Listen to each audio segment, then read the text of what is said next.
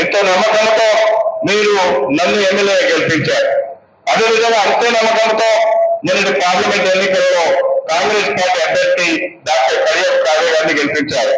తప్పకుండా ఈ నియోజకవర్గ ఈ మండల అభివృద్ధి కొరకు ఆర్మీసలు కష్టపడమే తప్ప మరొక ధ్యాస గాని మరొక వ్యాపారం గాని వేరే వ్యాపారాలు గాని అలవాట్లు గాని నాకు లేవు అని చెప్పి నేను ఈ సందర్భంగా మీ అందరికీ సవినయంగా తెలియజేసుకుంటున్నాను. ప్రధానంగా ఈ మండలానికి సంబంధించినంత వరకు నేను మొన్న ఇచ్చిన రిప్రజెంటేషన్ లో మండల కేంద్రంలో ఒక ఎంపీడీ ఆఫీసు, ఒక ఎంఆర్ఓ కార్యాలయంలో ఒక పోలీస్ స్టేషన్ వాళ్ళ క్వార్టర్స్ నిర్మాణం కొరకు నిధులు కావాలని రిప్రజెంట్ చేయడం జరిగింది.